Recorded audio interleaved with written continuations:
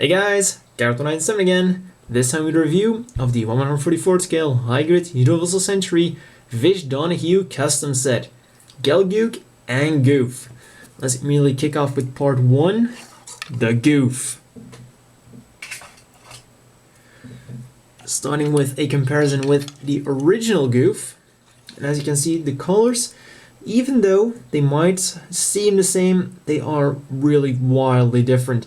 One major difference is, instead of 2 shades of blue, we have the light blue here for like the arm and stuff, and then the darker blue for the torso and the shield. Here we only have 1 shade of blue, but it's really an awesome shade of blue. It's like a little bit darker and really has a more realistic and militaristic feel to it. And then the gray of the, well, it's kind of like a grayish black here, so not quite pitch black, but the black here is really pitch black. So once again, the color on the Visch Donahue custom is awesome. It's really cool. And that trend continues on with the stickers. We have, for the normal stickers, we have these 2 cockpit stickers here. And instead of the orange color, this time, they're more of a dark yellow color.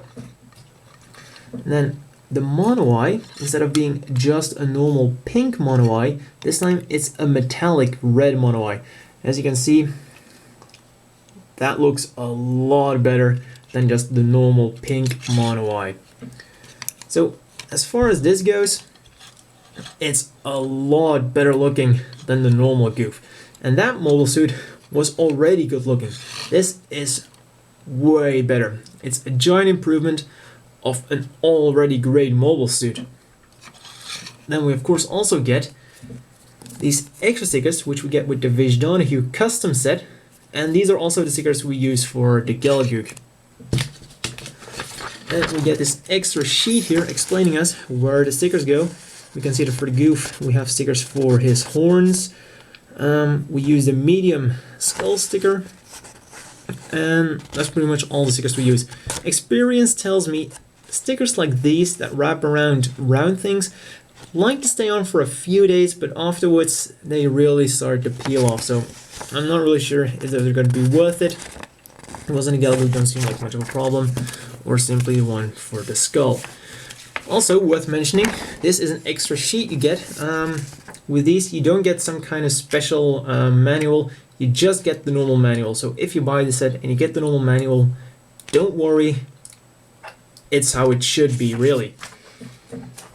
With that out of the way, let's get on to the articulation, which is of course the same as the old Gouf. And the head goes up, down a little bit, turns around all the way. The arm will also rotate, go up about that far. And these shoulder pads are unhinged.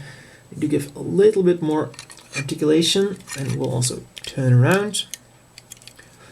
Bend at the elbow, 1 joint for about 90 degrees, hands will wiggle on a ball joint. Unfortunately, the biggest drawback of this kit is still no waist articulation at all. The skirt is immobile too, which means that the legs go forwards about that far and backwards about that far. It is really not good. The arm ball joint, so it will also go side to side a little bit. And you can also have a little bit of, like, the more modern high grades do also have like the swivel joint. This kind of has an early version of that, but yeah, it's still not fantastic by a long shot. Double jointed knee, but this is as far as you're going to get. This is really bad for what it's worth, and they should have done a lot better on the lower body. The feet go forwards a little bit, backwards about that far. We'll go side to side a little bit, then we'll rotate about that far. So as good looking as this kit is, as badly articulated it is, which is of course extremely unfortunate for such a cool looking melee focused mobile suit. But let's forget about that depressing fact for a while and go on to accessories to make us a little bit more happy. Starting off with the shield, we get the sword here. We pull it out, the sword's very good. I don't think the sword has ever fallen out on any of my Goufs.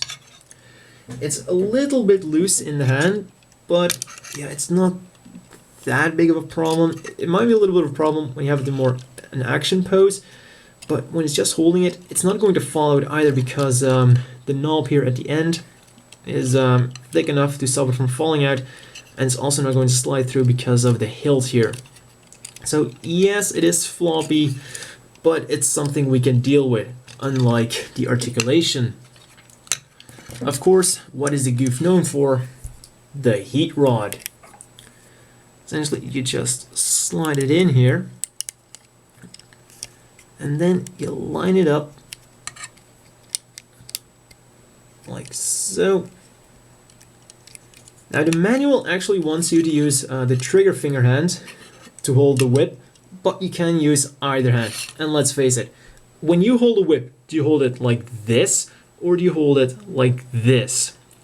Yeah, I think you tend to hold it more like this, but I've never really held a whip, so I might be wrong on that. You also get the extended version, which fits in just the same, but is more for an action pose like shooting out in the middle of attacking a mobile suit. Then the final accessory we get, it's a really nifty extra thing they threw in, is the Zaku machine gun Kai.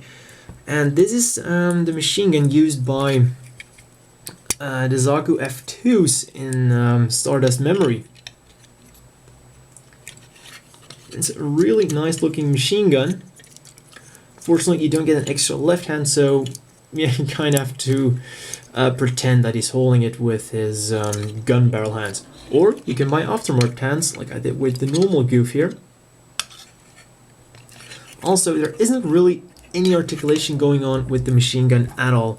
This little scope, unlike the modern high grade of the Zaku F2, doesn't move, it's just pegged in there. Same goes for the handle.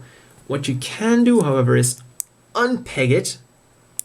If you pull hard enough, you can see that there's another peg here, so you can either have it deployed or stored away like that. Just to be sure, the shield does not rotate, unlike almost any other shield does. This is unfortunately stationary and will not fit on the other arm either, which is, yeah, a little bit understandable. So, I can't do the inevitable question yet, do you want to buy this, because we haven't done the full set yet, but so far, general thoughts about this figure, well, pretty much the same as the original Gelgoog. Yes, it looks fantastic, especially with the new colors, but for a close combat mobile suit, the articulation is severely lacking. Compare this to the older gun cannon hybrid Universal Century, which has a lot better articulation than this guy.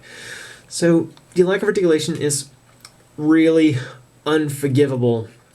It would have been really cool if they tried to remold it for this special edition release. That would have really been a must get then, because we got an upgraded, because then we would have gotten an upgraded Gouf. But no, they just decided to rehash the entire old kit, which is really just a shame, because like I said, looks fantastic, accessories are really nifty, you get everything you need, including the Zaku Machine Gun Kai, which is something not even the master grades do, not the 2.0 and not the 1.0. But then the articulation just makes this kit fall apart. Essentially, if you're just going to have him stand on your shelf like this, it's the perfect Gouf to buy. Then, comparison shots, here we of course have all the other versions of the Gouf next to each other. And let's have him with the Gelgoog and a standard sized high grade, and you can see that he's a tiny bit bigger than the G3 Gundam. Well, that's all for part 1, and see you next time for part 2 when we have a look at the Gelgoog.